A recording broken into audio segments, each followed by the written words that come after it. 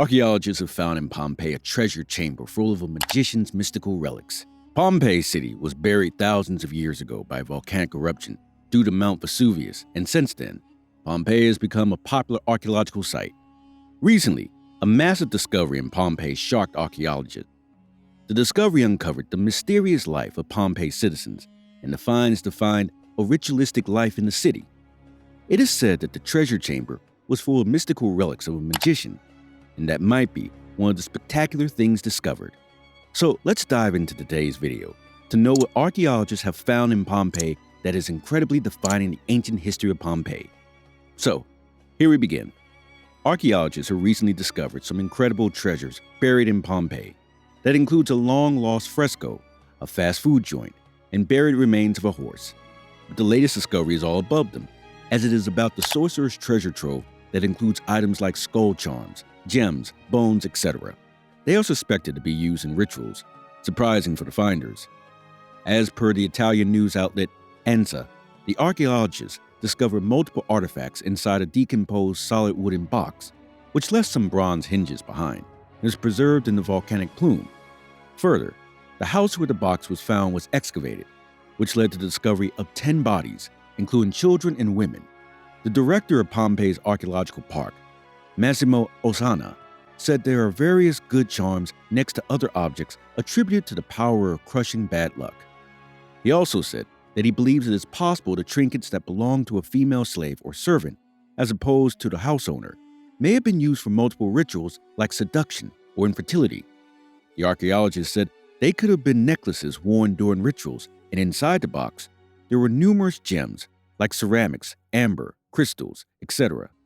Scarabs from the Middle East were also there, and the glass bead with the head of the Greek god of fertility, wine, and ritual madness, Dionysus, was also discovered. They were said to be the objects of everyday life in the female world. They are extraordinary because they tell biographies and micro-stories of the city inhabitants who tried to escape the eruption. Since the discoveries before, this discovery gave the archaeologists a grand insight into the life of citizens in Pompeii before the entire city was wiped out in 79 AD. Also, a new discovery was made about the ancient eatery known as Thermopoleum, where patrons used to drink and get hot food. The discovery also led to a fresco that researchers depicted as a sensual scene involving the Roman god Leda and Jupiter and the remains of a horse. So, what was the life of ancient Pompeii? The excavations by archaeologists represent an exceptional amount of information about daily life in Pompeii, as well as in the Roman Empire under the ruler Tito.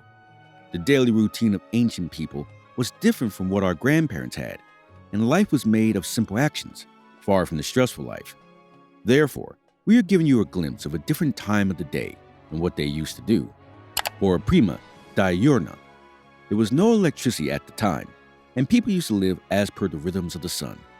They used to get up early in the morning and start their work, and even some houses had water, so most of them had to take water from public fountains. Water was very important at that time.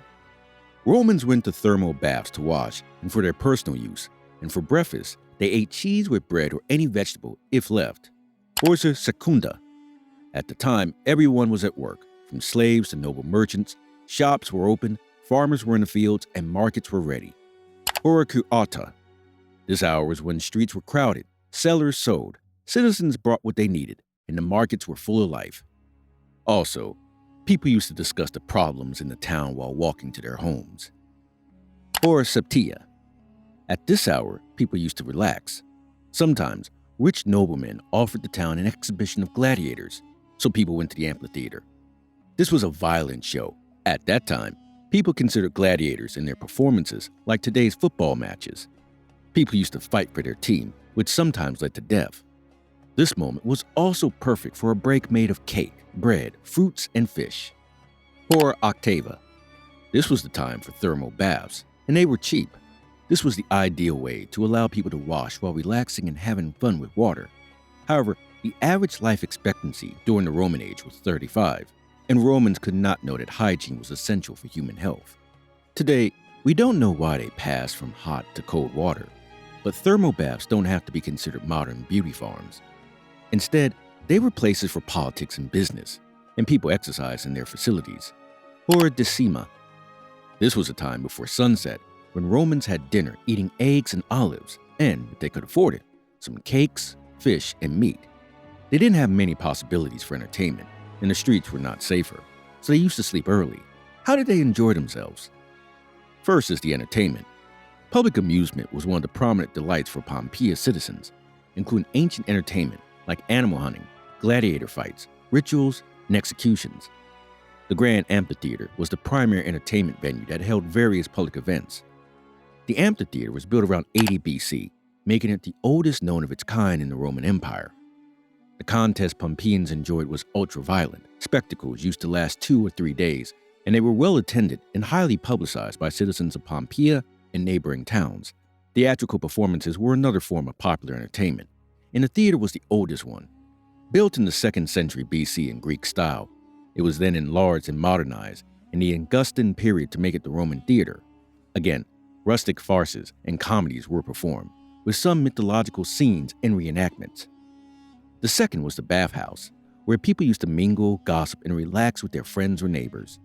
The bathhouses were decorated beautifully with steam rooms and huge pools the citizens went through to wash away their grime.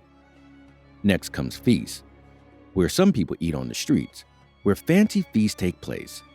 The place could be gardens or other places. The high-class Pompeii citizens had an exotic and rich diet, hosting various feasts in their homes throughout the week for their associates and friends. The feasts were incredible and showcased the host's wealth by serving various expensive drinks and foods. The highly exotic the food, the more impressive the feast was, with flamenco bird meat, imported seafood, and reports of giraffe are said to be part of these private dining events. High-class wine was also there, with buckets and jugs filled to the brim to serve the guests. And finally, the festivals. The festivals at that time were a highly significant part of Roman religious life, and they were referred to as ferias, and they were 3 types. The first was stativa, the annual holidays. The second was contraceptives, that were movable feasts, and the third was imperative, the holidays held on demand. Some popular festivals of Pompeii include the Festival of Diana, which honors the goddess of wild animals. She was seen as the fertility deity who helped women in delivery and conception. This was an important festive that every slave was given the day off to celebrate. The people used to make offerings of small statues and offerings of animals. They were also asked for blessings by tying ribbons to trees in the groves by the ocean or lakes. There is the Festival of Volcanala. This was the last festival ever held and was to honor the god of fire.